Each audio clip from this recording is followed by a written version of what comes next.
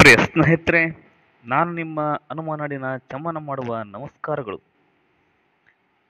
ಪ್ರಿಯ ಸ್ಪರ್ಧಾರ್ಥಿಗಳೇ, ಎಸಿಎಂಎಸ್ forum YouTube ಚಾನಲ್ಗೆ ತಮ್ಮೆಲ್ಲರಿಗೂ ಸ್ವಾಗತ ಸುಸ್ವಾಗತ.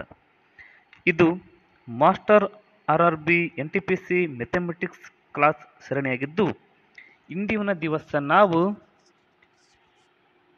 LCMS ಮತ್ತು ಮಸ ಮತ್ತು ಲಸದ್ರ ಬಗ್ಗೆ HCF ಇದರ ಬಗ್ಗೆ ಸಂಬಂಧಪಟ್ಟಂತ ಸರಳ ರೀತಿಯಲ್ಲಿ ಬೋಧನೆಯನ್ನ ಮಾಡಲಾಗುತ್ತದೆ. ಪ್ರಿಯ ಸ್ಪರ್ಧಾರ್ಥಿಗಳೇ, ಈಗಾಗಲೇ ನಿಮಗೆ ತಿಳಿದಿದೆ LCM ಮತ್ತು HCF ಇದರ ಸಂಬಂಧಪಟ್ಟಂತೆ RRB ಪರೀಕ್ಷೆ ಒಳಗ ಪ್ರಶ್ನೆಗಳು ಬಂದಿದ್ದವು. ಹಾಗಾಗಿ ಇದರ ಬಗ್ಗೆ ನಾವು ತಿಳಿದುಕೊಳ್ಳುವುದು ಅವಶ್ಯವಾಗಿದೆ. ಇದರ ಸಂಬಂಧಪಟ್ಟಂತ ಪರಿಚಯಗಳನ್ನ ಪ್ರತಿಯೊಂದು ಹಂತವಾಗಿ ಹೇಳ್ತಾ ಇದ್ದೇನೆ. LCM ಅಂದರೆ ಕನಿಷ್ಠ ಸಾಮಾನ್ಯ ಗುಣಿತ, HCF ಇದು ಗರಿಷ್ಠ ಸಾಮಾನ್ಯ ಭಾಜಕ. ಸಂಖ್ಯಾತ್ಮಕ ಗಣಿತದ ಪ್ರಮುಖ ಅಂಶಗಳಾಗಿವೆ. ಲೆಕ್ಕದ ಮೂಲಭೂತ ತತ್ವಗಳನ್ನು ಬಳಸಿಕೊಂಡು ಸಮಸ್ಯೆಗಳನ್ನು ಸುಲಭವಾಗಿ ಪರಿಹರಿಸಬೇಕಾಗಿರುವಂಥದ್ದು. ಇವುಗಳನ್ನು ನಾವು ಎದಕ್ಕೆ ಯೂಸ್ ಮಾಡ್ತೀವಿ ಅಂತಂದ್ರೆ, ಲೆಕ್ಕದ ಮೂಲಭೂತ ತತ್ವಗಳನ್ನು ಬಳಸಿಕೊಂಡು ಸಮಸ್ಯೆಗಳಿಗೆ ಸುಲಭವಾಗಿ ಪರಿಹಾರವನ್ನು ನೀಡಬಹುದಾಗಿದೆ. ನಿಮಗೆ ಈಗಾಗಲೇ ಈ ಹಿಂದಿನ ತರಗತಿಯಲ್ಲಿ ಅಥವಾ ಇದಕ್ಕಿಂತ ಮುಂಚಿತವಾಗಿ RRB ಪರೀಕ್ಷೆ ಒಳಗೆ ಕೇಳಿರ್ತಾರೆ, LCM ಇಂಟು HCF ಇದು ಎದಕ್ಕೆ ಈಕ್ವಲ್ ಆಗಿರುತ್ತೆ ಅಂದರೆ A ಇಂಟು B. ಯಾವುದೇ ಒಂದು ಸಂಖ್ಯೆಯನ್ನು ಕೊಟ್ಟು ಇದರ LCM ಇಷ್ಟಾಗಿದ್ದು HCF ಇಷ್ಟಾಗಿದ್ದರೆ ಇನ್ನೊಂದು ಸಂಖ್ಯೆ ಯಾವುದಾಗಿತ್ತು ಅಂತೇಳಿ ಪ್ರಶ್ನೆಗಳು ಬರ್ತವೆ.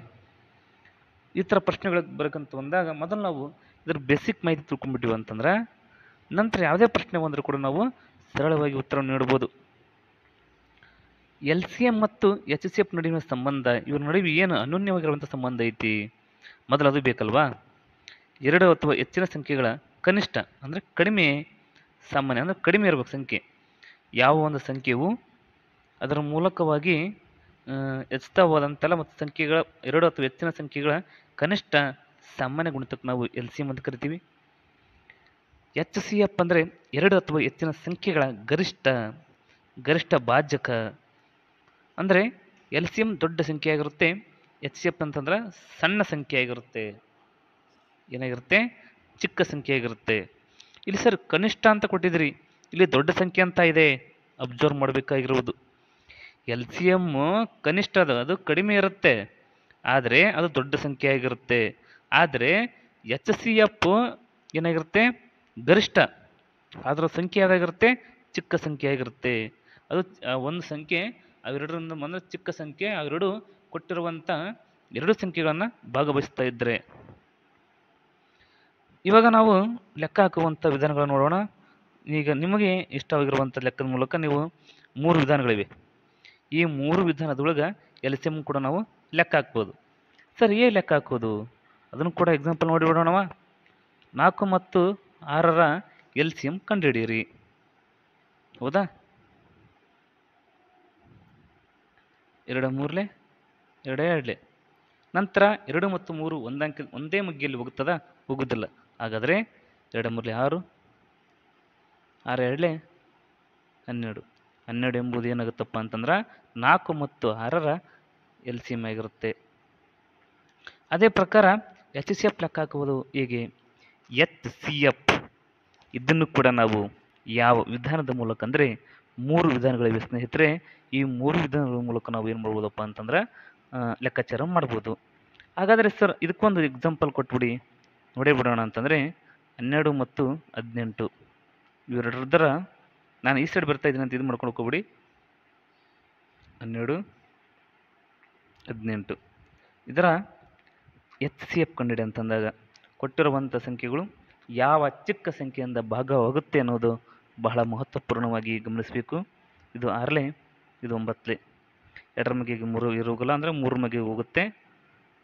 3 2 3 3 ಅಂದರೆ 2 3 6.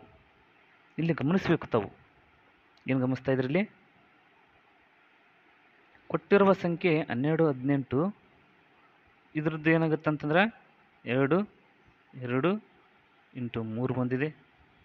2 2 ಇಂಟು 3 3 ಬಂದಿದೆ, ಹೌದಲ್ವಾ? ಇಲ್ಲಿ ನಾವು ಸರಿಯಾಗಿ ಬಂದಿರುವಂಥ ಸಂಖ್ಯೆಗಳು ಈ 12ರ ಮಗ್ಗಿಯಲ್ಲಿ ಬಂದಿರುವಂಥ ಸಂಖ್ಯೆ ಒಳಗೆ ಅದು ಮತ್ತು 18ರಿಂದ ಭಾಗವಹಿಸಿದಾಗ ಬರುವಂಥ ಸಂಖ್ಯೆಗಳು ಇರ್ತಾವಲ್ಲ ಎರಡು ಸೇಮ್ ಆಗಿತ್ತು ಅಂತಂದ್ರೆ ಇಲ್ಲಿ 2 ಅಂತ ತಗೊಂತೀವಿ, ಇಲ್ಲಿ 3 ಅಂತ ತಗೊಂತೀವಿ. ಹಂಗಾಗಿ ಇದು ಏನಾಗುತ್ತೆ 6 ಎನ್ನುವುದು ಇದು ಮಸಾಗುತ್ತೆ. ಸರ್ ನೀವು ಹೇಳ್ತಾ ಇದ್ದೀರಾ LCM HCF ಅಂತೇಳಿ ಇವೇನು ಪರೀಕ್ಷೆ ಬಂದಿದ್ದಾವೆ ನೋಡ್ಬೋದು. RRB NTPC ಪರೀಕ್ಷೆ ಒಳಗೆ ಕೇಳಿಕೊಳ್ಳೋ ಕ್ವೆಶನ್ ಏನಪ್ಪ ಅಂದ್ರೆ ಕೇಳ್ಯಾರ. ಅಲ್ಲಿ ಏನು ಕೇಳ್ಯಾರ ಅದೇ ಕ್ವೆಶನ್ ನಾನು ಇಲ್ಲಿ ತಂದು ಪಾಠ ಮಾಡ್ಬೋದು, ಆದರೆ ಅವುಗಳನ್ನ ನಕಲು ಮಾಡ್ಬಾರ್ದು ಅಂತ ಹೇಳ್ಯಾರ ಸ್ನೇಹಿತರೆ. ಹಾಗಾಗಿ ಅದಕ್ಕೆ ಸಂಬಂಧಪಟ್ಟಂಥ ಮಾದರಿ ಪ್ರಶ್ನೆಗಳಾಗಿರುತ್ತವೆ. ಈಗ 48-60ರ HCF ಮತ್ತು LCM ಕಂಡುಹಿಡಿಯೋಣ. ನೀವು ಕೂಡ 2ನೇದ್ದು ಮತ್ತು 3ನೇದ್ದು ಕಂಡುಹಿಡಿದು ಇದಕ್ಕೆ ಸರಿಯಾದ ಉತ್ತರವನ್ನು ಕಮೆಂಟ್ ಮಾಡಿ. ಇವಾಗ ಇದೆ ನೋಡಿ, 48 ಮತ್ತು 60ರ LCF ಮತ್ತು LCM. 48ರದ್ದು ಯಾವುದು 2 2 2 2 2 2 3 ಅಂದರೆ 2 4 4 8 8 16 16 3 48, ಹೌದಲ್ವಾ? ಹಾಗೆ 60ರದ್ದು 2 4 4 3 12 12 ಇಲ್ಲಿ 60. ಈಗ ಇದ್ರೊಳಗೆ ವಸ್ತುಗಳನ್ನ ಇಂಟು ಮಾಡಿದಾಗ ಏನಾಗುತ್ತಪ್ಪ ಅಂತಂದ್ರೆ ನಮಗೆ 280 ಎಂಬುದು LCM ಆಗುತ್ತೆ. ಆದರೆ HCF ಅಂತ ಹೇಳಿದ್ದೀವಿ, ಅದೇನು ಇಲ್ಲಿ 2 ಸಮವಾಗಿರಬೇಕು. 2 ಇದೆ, ಇಲ್ಲಿ 2 ಇದೆ, ಇಲ್ಲಿ 3 ಇದೆ, ಮೇಲ್ಗಡೆನೂ ಕೂಡ 3 ಇದೆ, 5 ಇಲ್ಲ, ಹಾಗೆ ಬಿಟ್ಬಿಡಬೇಕು. ಹಾಗಾದರೆ ಇಲ್ಲಿ 3 ಸಂಖ್ಯೆಗಳು ಏನಪ್ಪ ಡಬಲ್ ಆಗಿವೆ. ಹಾಗಾಗಿ ಈ 3 ಸಂಖ್ಯೆಗಳ ಗುಣಲಬ್ಧ ಏನಾಗಿರುತ್ತದೆ ಅಂತಂದರೆ HCF ಆಗಿರುತ್ತೆ. ಇಷ್ಟೇ ಸರಳವಾಗಿ ಕೊಡ್ತಾ ಇದ್ದೀನಿ. ಹಾಗೂ ಕೂಡ ನಿಮಗೆ ಕೆಲವು ಅಭ್ಯಾಸದ ಪ್ರಶ್ನೆಗಳು ತಾವು ಎಲ್ಲರೂ ಕೂಡ ಇವುಗಳನ್ನು ಲೆಕ್ಕ ಮಾಡಿ ಏನಾದರೂ ಗೊತ್ತಾಗಿಲ್ಲಪ್ಪ ಅಂತಂದ್ರೆ ಕಾಮೆಂಟ್ ಮಾಡೋದ್ರ ಮೂಲಕ ನನಗೆ ತಿಳಿಸ್ಬೋದು.